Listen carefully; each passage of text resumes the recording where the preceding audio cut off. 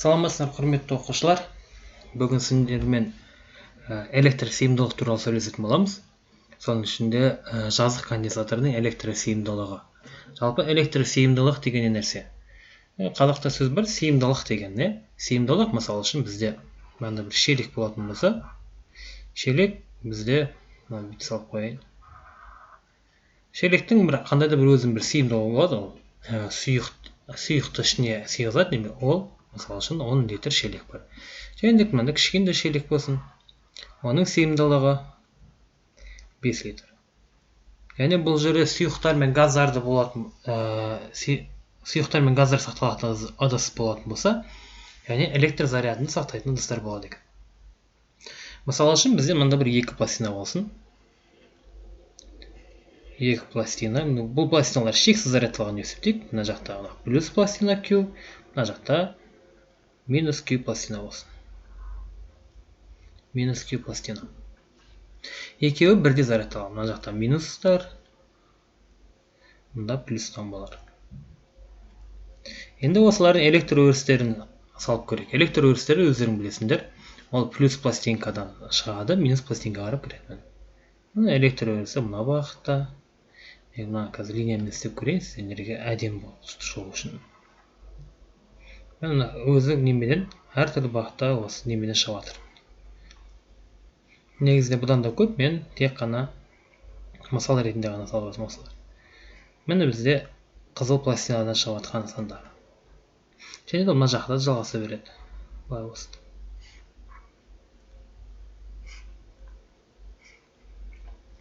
Бағыттары мен қазір көрсетейін. Міне бағыттары шатасқан болсын, мына бағытта естерінде болсын, плюс зарядтан бізде шығады. Плюс зарядтан шығып жатыр. Давайте мен жерде 4-ші салайын. Енді бұл тек қана плюс зарядталған конденсатордікі. Енді мен теріс зарядталған конденсатордікін сызып көремін. Теріс зарядталған конденсатордікі ол менде көк линиямен болсын. Міне көк линия. Көк сызықтар. Төртеу болсын, мыналарды жарайды төртеу боласасын. Мына жаққа сызайық. Өлшемдер негізінде бірдей болу керек. Сіздер өздеріңізге конспект жасаған кезде бірдей қылып сызғандарыңыз дұрыс болады. Міне электр өрістері. Енді бағыттарын берейік. Минус зарядқа бағытталған. Ол міне бізде минус зарядқа бағыт. Міне пластинанікі. Мына жаққа мына бағытта. Мұнда сәйкесінше былай бағытта. Енді суреттен өздерін көріп отырсыңдар, бізде тамаша мында бір кескін пайда болады. Пластинканың сол жақ және оң жақтарында, мұнда қараңыздар, көк түстер мен қызыл түстері екеуі сандары бірдей. Екеуі бірдей пластинкадан шығып жатқаннан кейін мына жерде электр өрісінің кернеуліктері бірін-бірін жояды да, мына жерде ешқандай да өріс кернеулігі болмайды. Мұнда тура сондай, өріс кернеулігі ешқандай болмайды. Ал пластинаның ортаңғы бөлігінде, мен қазір сары түспен белгілеп қояйын, ортаңғы бөлігінде мына тұста электр зарядының кернеулігінің ұлғайғанын байқап отырмыз. Енді жазық пластинаның өріс кернеулігі неге тең? Жазық пластинаның өріс кернеулігі E тең болады сигма бөлінген 2 эпсилон нолевойға тең. Бұны Гаусс теоремасы арқылы ашады, сіздер бұны как тұрақты ретінде қарай бересіздер. Бұл бір пластинанікі дейік, бұл плюс пластинка болсын, сондықтан бұл E1 болсын. Минус пластинканікі тура сол сияқты тең болады сигма Q эпсилон нолевой. Екеуі бірдей пластина болғаннан кейін олардың жалпы кернеулігі E тең болады сигма бөлінген эпсилон нолевой ретінде кетеді. Бұл жердегі сигма дегеніміз не? Сигма ол зарядтың беттік керілігі. Кешіріңіз, беттік керілігі. Зарядтың беттік тығыздығы ол Q бөлінген S пен анықталады. Бұл жерде Q деген зарядтың өзі, S дегеніміз пластинаның ауданы. Яғни біз мынандай формула түрінде жазатымыз. E тең болады сигма бөлінген эпсилон көбейтілген S түрінде. Мына жерде сигма емес, бұл жерде жүр Q. Q бөлінген эпсилон көбейтілген S күйінде жазамыз. Енді сыйымдылық туралы айтайық. Электр сыйымдылық, мысалы үшін бізде қандай да бір шар болсын. Давайте шар болсын. Шардың қандай да бір заряды бар. Плюс заряд болсын, шар өзінен электр өз кернеулігін шығарады. Өзінен электр өз кернеулік сызықтары. Шардан жан-жаққа бәрі бірдей кетеді. Шар бетіне тік перпендикуляр. Шар бетіне тік перпендикуляр. Енді осы шарда шардың өрісін сипаттайтын тағы бір бөлігі біз өткенде потенциал деп берген болатынбыз. Потенциал деген сабақта берген болатынбыз. Осы шардың өзінің электр зарядының потенциалына қатынасы ол бізде электр сыйымдылық деген мағынаны білдіреді екен. Q бөлінген U. Яғни шардың зарядының немесе кез келген зарядтың потенциалға қатынасы, потенциалдар айырымына қатынасы ол бізде электр сыйымдылығын береді. Электр сыйымдылығы тура бағана біз мына шелектер сияқты ол өзінің қандай бір мәні бар. Мысалы үшін электр сыйымдылық мына жерде мен өлшемділіктен жасайын. Мына жерде кулон болады. Зарядтың өлшем бірлігі мынанікі вольт. Кулон бөлінген вольт бізде фарад деген өлшем бірлікті береді. Яғни фарад деген қандай да бізде бір литр сияқты. Өзінің меншікті электр сыйымдылығы бар. Мысалы үшін 5 микрофарад, 10 микрофарад тағы сондай сияқты. Фарад деген негізі өте үлкен өлшем бірлік, сондықтан бұл жерде микро, милли деген өлшем бірліктер қолданылады екен. Бұл зарядтікі. Енді былай деп есептеп көрейік. Жаңа бізде екі пластинаның арасына, екі пластина, менде мына жерге сызайын екі пластинаны. Кешіріңіздер, дұрыс болмай қалды. Міне менде екі пластина бар. Тура бағана Q зарядталған, біреу плюс Q зарядталған, біреу минус Q зарядталған. Мұнда плюс Q дейік, мұнда минус Q дейік. Екеуінің ортасында қандай бір өткізгішті қойдық. Шексіз ұзын өткізгіш болсын, басқа нәрсе болсын, бір мысалы үшін мысты қойдық мынандай. Мысты қойған кезде біз қандай эффектті байқаймыз. Мұнда бәрі плюс, мұнда бәрі плюс, мұнда бәрі минус. Яғни мынау мыс өткізгіштің ішінде өзінің электрондар бар. Электрондар яғни плюс пластинкаға қарап тартылады, мұнда минустар жиналады. Мұнда минустар жиналады. Ал мұнда бізде кеңістіктердің қозғалысын байқаймыз. Мұнда плюстар жиналады. Плюс деген сөз, мына жердегі электрон өзінің орнын босатып кетті. Яғни ол ион плюс болып қалды. Яғни мына екеуінің арасында өзі ешқандай да электр өрісі жүре алмайды. Егер де осында екі пластинканың арасына диэлектрик қойса қандай болады? Диэлектрик өздерің білесіңдер, ол ешқандай ток өткізбейді. Яғни ток өткізбеген жағдайда біз келесі түрдегі нәтижелерді алады екенбіз. Мен қазір мына бәрін сіздердің алдарыңызда өшірейін. Мына бөлік қажет жоқ. Енді диэлектрик қоямыз. Екі пластина бар. Бір жағы плюс Q зарядталған, екінші жағы минус Q зарядталған. Екеуінің арасындағы электр өрісінің кернеулігі тең болады, E тең болады. Энергиясы жағымыз Q бөлінген 2 эпсилон налево. Мына 2 бізде өзі. Мына E бірдік болатын болса, мына E'міз бізде 2 E1-ге тең болады дедік. Сонда Q бөлінген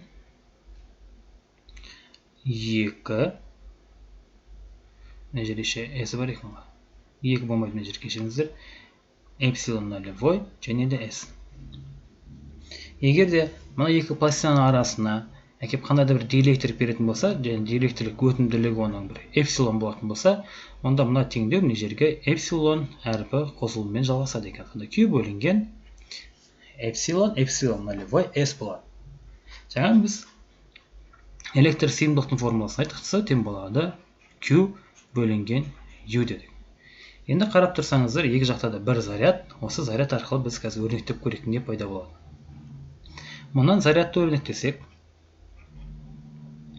зарядты өрнектейтін болсақ, ол S көбейтілген U мен есептелінеді.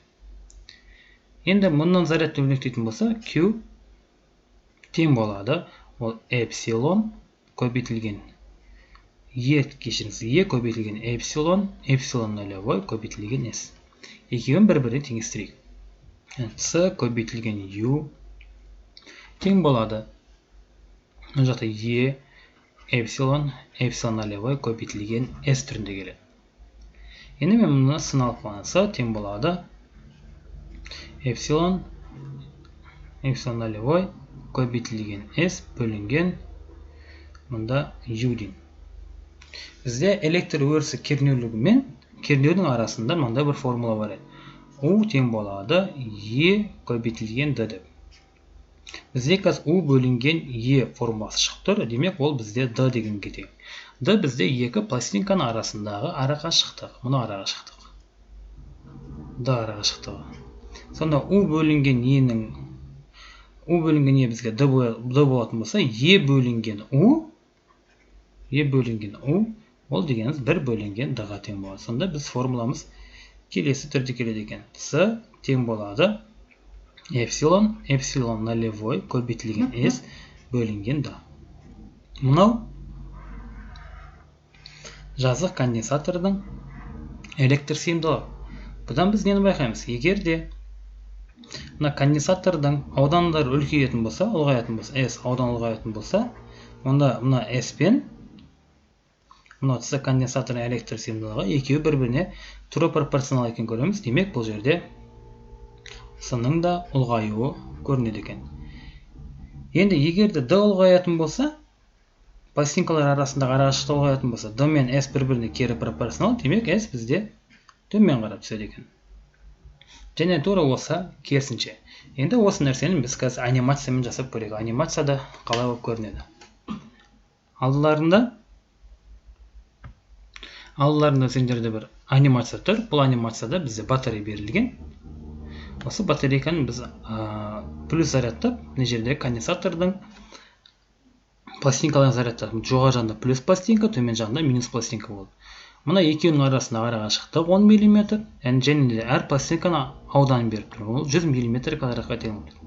Мына жерде электр өрісінің бағытын көрсетейік. Электр өрісі жоғары жақтан төмен жаққа қарай бағытталған. Өте тамаша. Енді мына жерде капаситанс деген кнопка бар. Бұл конденсатордың электр сыйымдылығын көрсетіп тұр. Мына play charge ол конденсатордың пластинкаларындағы зарядтың өлшемдері қандай. Мына энергиясы, және де вольтметр бізге қажет жоқ. Енді мен заряд екі пластинканың арасындағы арақашықтықты азайтып көрейін. Қараңыз, екі пластинка арасындағы арақашықтықты азайтқан кезде бізде капаситанс біріншіден артты, екіншіден энергия артылды. Мына жерде бізде сары кнопка, сары сызықта жоғарыға көтеріліп тұр. Енді арасын көтеретін болсам, мен төмен қарап түсіп баратқанын көріп тұрсыз. Капаситанс азайды, және де мына жерде энергиясы да азайды. Аудандарын үлкейтіп көрейік. Мына аудан үлкейткен кезде қараңыздар, капаситанс артып жатыр, энергиясы артып жатыр, және де платалар арасындағы зарядта өшеді. Себебі бізде сигма тең болады Q бөлінген S деді, бізде S артып жатыр, яғни Q көбею керек бұл жерде. Енді мына жерде біз жаңа диэлектрикпен көрейік келесі. Мына бізде диэлектрик, қараңыз, диэлектрик тұрған кезде конденсатордың электр сыйымдылығы 1,45, оның минус 12 дәрежесі фарад болып тұр. Конденсаторда диэлектрик алып тастаған кезде 0,29, оның минус 12 дәрежесі фарадқа тең болады екен. Тура сол сияқты мына жердегі әрбір пластинкадағы зарядтарды көре аласыздар, және де энергия көріңіздер. Қараймыз, энергия бос болып тұр. Мына жерде зарядтар да нөлге тең. Мен жақындаттым. Екеуінің арасында зарядты көбейтейік. Мына жерде, кешіріңіздер, мен заряд бермеппін мұнда. Заряд бердім. Мына жерден пластинканы алып шығайын. Заряд бізде өзгерген жоқ, энергиясы бізде сары түспен белгілеп тұр. Қойсам, энергияның көбейгенін байқап тұрсыздар. Және де сәйкесінше капаситанс, яғни электр сыйымдылығының көбейгенін көруге болады. Бүгінгі сабақ болса, сұрақтарың бар болса, комментария қалдырсаңдар болады. Сау болыңдар.